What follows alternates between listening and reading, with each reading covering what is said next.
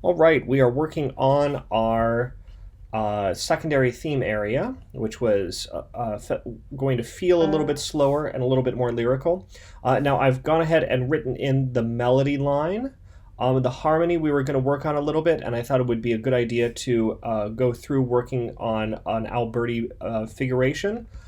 So usually the Alberti figuration is low, high, medium, high, and it follows voice leading. So if we envision each of these as a separate voice, this is sort of a bass voice. This B would be a tenor voice, and this D would be an alto voice. So if you follow that through, it should have relatively smooth voice leading and be following voice leading practices. So we are, excuse me, adding in these. So you note that we keep the D common tone. The G moves down to the F sharp, just like we have up here in our sketch, and the B moves down to the A, so that we have this smooth voice leading. We continue this through, doing this 7 diminished of 5. And here, we're breaking the rules just a little bit. The C sharp usually would resolve up to a D, but we want to make sure that we have the third of the chord. And if we didn't do that, it might be left out. It's also, though actually that might be nice. That might help things a little bit, because otherwise we'd have that A against the B clash. It might be a little bit too much. This might work well. So then we, and it actually maybe prefigures this figuration. Okay, I'm going to eat my words there. So because it prefigures this idea. So maybe we do that. Another option is to have the C be here. But let's see what happens, what it sounds like with that F sharp. My one worry is that the F sharp going over to the next beat is going to sound like we're not moving anywhere. So maybe we just fix that by doing that.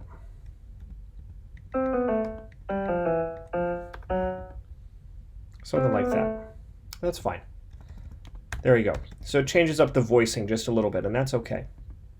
Then we had some nice parallel thirds here before cadencing.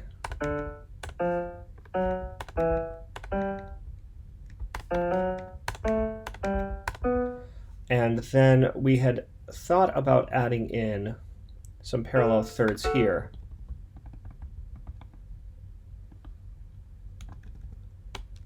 And that worked okay, except that we had the implications of octaves, this F sharp to E and this F sharp to E. So maybe what we can do is maybe not have parallel octaves. We'll go, maybe this will, F sharp will go to a C, and likewise this A will go to a D. So we've got some sort of horn fifth-like motion. So we'll see what that comes together like. Now we had this sort of wistful-like melody up top, and we were starting on a 4 chord. Maybe this B feels like it wants to resolve upwards. Something like that. And then maybe we can have some chromatic voice leading, resolving each beat up a little bit. So the downbeat of each bar, C going up to C sharp, going up to D. I'm changing the pattern here a little bit because I think it's going to be a little bit more effective rather than going D, A, F sharp down to a D, which is going to be dissonant with that E, and then also leaping from the D up to the D sharp. Maybe if we have the D sharp down here, we break the pattern a little bit. That might be exciting. There we go. And then we arrive on E. We could even do parallel thirds again on our way down.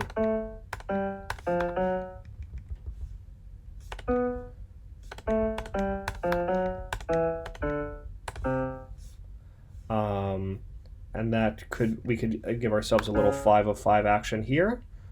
And then we had sketched out that this would be a cadential 6/4 figure times 2, so 2 cadential 6/4s, then a 5/7.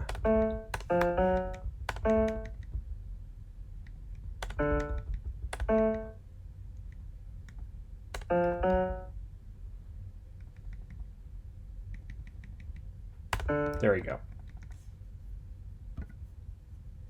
Now I didn't go back up to the A here because then we'd have an A and an A going to a G and a G. So trying to find ways to keep away those parallel octaves. Let's hear what this sounds like.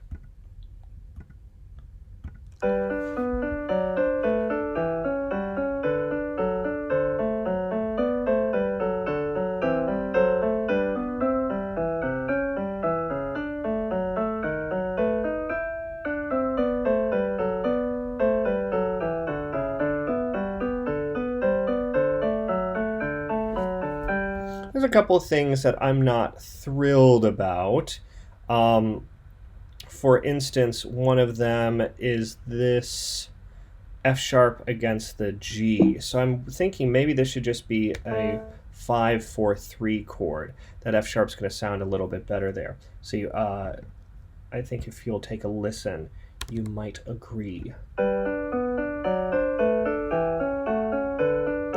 little bit more consonant there. Now after these dyads here, I feel like I want to continue that dyadic motion. So I'm going to do just that. I'm going to continue the dyads here. Now I think I'll go down here and do sixths now. There we go.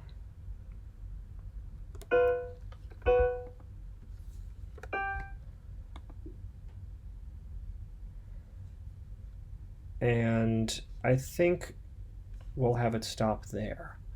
Let's see what that sounds like. Starting from measure just before 41. We'll start at 39. A little fuller.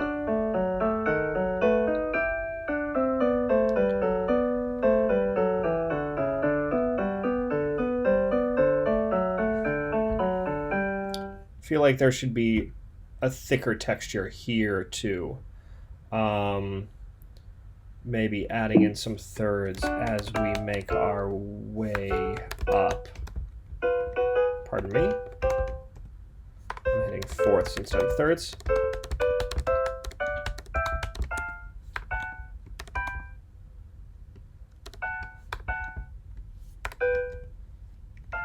Maybe that goes down like that. We've got some horn fifths there. G down to D, down to B again. All right, so let's see what this sounds like. Let's listen to the whole thing so far.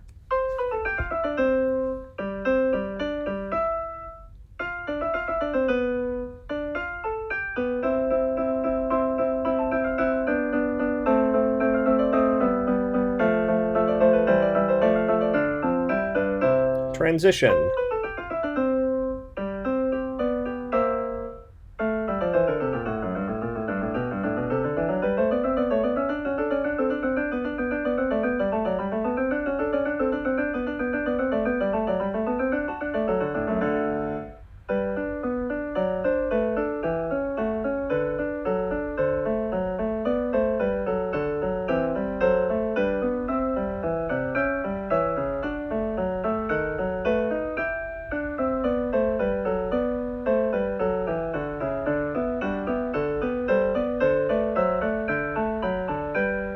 There we go. Perfectly serviceable secondary theme area.